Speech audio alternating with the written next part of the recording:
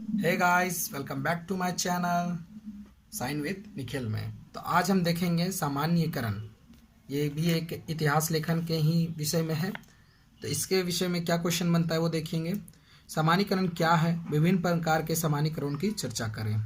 तो आइए देखते हैं, हम परिचय देखेंगे। इतिहास के अध्ययन को रुचिकर बनाने में सामान्यीकरण की भूमिका काफ़ी महत्वपूर्ण है। अब इतिहास को रुचिकर बनाने के लिए सामान्यीकरण का बहुत ही आवश्यक महत्व है। इसमें यह कहना गलत नहीं होगा कि सामान्यीकरण के बिना इतिहास लेखन महज कुछ तथ्यों व घटनाओं का बिखरा हुआ प्रस्तुतिकरण बनकर रह जाता है।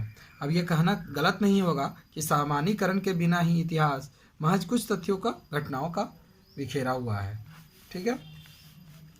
दूसरे शब्दों में हम कह सकते हैं कि सामान्यीकरण के जरिए लेखक न केवल इतिहास को छात्रों के सामने आसान स्वरूप में परोस सकता है, बल्कि इस विषय में उसकी गहरी रुचि में पैदा कर सकता है। अब सामान्यीकरण से क्या होता है कि इतिहासकार छात्रों के बीच एक इंटरेस्ट डेवलप कर देते हैं और उसमें जानकारी के हिसाब से भी गहरी जानकारी प्राप्त हो सकती है। ठीक है। अब आइए सामान्यीकरण की डिफिनेशन देखते हैं। वास्तव में अव्यवस्थित आंकड़ों व अस्पष्ट तर्कों को संगठित करके उन्हें क्रमबद्ध तरीके से प्रस्तुत करना या तथ्यों के बीच संबंध या संपर्क स्थापित करने को सामान्यीकरण कहते हैं। तो इसका डिफिनेशन क्या है कि जो अस्त व्यस्त तथ्य हैं, जो कालक्रम के अनुसार नहीं है, उसे सजाना या फिर एक घटना को दूसरे घटना से संबंधित करना, उसे सामान्यीकरण कहते हैं। मतलब सामान्य करना, एक लाइन पे लाना, उसे ही सामान्यीकरण कहा गया है। सामान्यीकरण वह प्रक्रिया है जिसके द्वारा इतिहासकार तथ्यों को समझते हैं और सहज माध्यम से अपनी समझ को दूसरे तक पहुंचाते हैं। अब सामान्यीकरण क्या है? सामान्यीकरण कोई भी तथ्य को, मैंने बताया कि एक समान रूप में लाना और दूसरों के सामने प्रस्तुत करना, ताकि दूसरे कोई अच्छे से उस घटना को समझ सके, यही सामान्यीकरण है।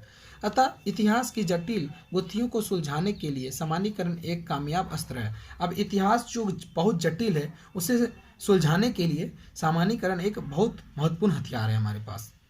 घटनाओं का विश्लेषण व व्याख्या सामान्यीकरण के द्वारा ही संभव है।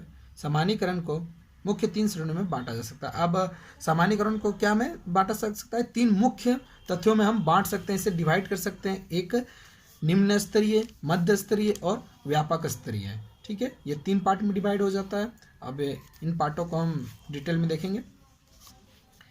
निम्न स्तरीय सामान्यीकरण, जब किसी तथ्य या घटना को विशेष कालखंड में वर्गीकरण कर दिया जाए तो उसे निम्न स्तरीय सामान्यीकरण कहते हैं। अब इसमें निम्न स्तरीय क्या डिफिनेशन है कि किसी भी तथ्य को या घटना को हम विशेष कालखंड में वर्गीकृत कर दे तो उसे हम निम्न स्तरीय सामान्यीकरण कर सकते हैं। उदाहरण के लिए किसी घटना को राजनीतिक घटना कह दिया जाना या किसी व्यक्ति विशेष को किसी समाज, जाति या धर्म के से जोड़कर देखना, या किसी घटना के संबंध में यह कहना कि वह इस तिथि का घटित हुई थी। अब किसी भी घटना को उसकी कालक्रम को बता देना ही और उसमें किसी भी व्यक्ति को समाज से जोड़ देना ही निम्न स्तरीय सामान्यीकरण है।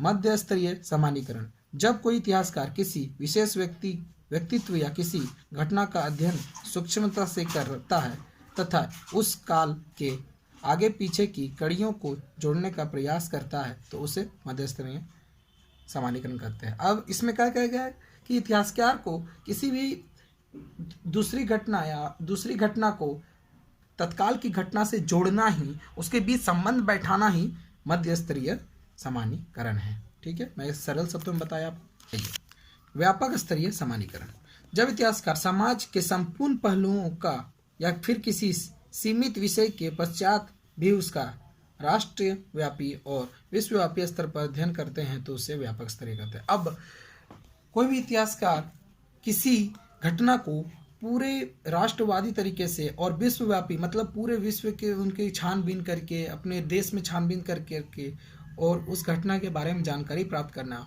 उसे व्यापक स्तरीय सामान्यीकरण कहते हैं। उदाहरण के लिए कार्ल मार्क्स ने साम्यवादी विचारधारा का वर्णन अपनी पुस्तक दास कैपिटल में किया था। अब इसी प्रकार कार्ल मार्क्स ने कैसा अपने पुस्तक में दास कैपिटल्स में अपना इस चीज को वर्णित किया था, तो इससे हम समझ सकते हैं। अब इसके निष्कर्ष,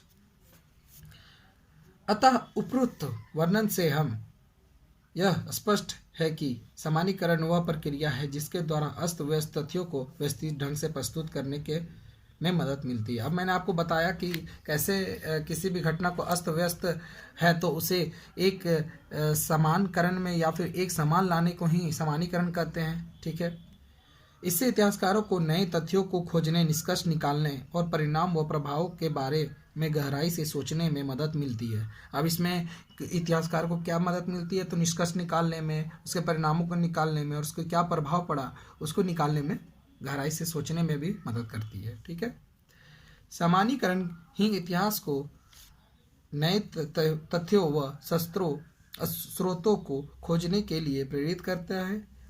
ठीक है, अभी सामान्यीकरण क्या इतिहासकार को मदद करता है, तो नए तथ्यों को खोजने में और स्रोतों को खोजने में मदद करता है। सामान्यीकरण के कारण ही इतिहास विषय पर नित नई खोजें संभव हो सकती है। अब सामान्यीकरण के से ही इतिहासकार नई नई चीज़ों को खोज और अपने पुस्तक में लिख सकते हैं।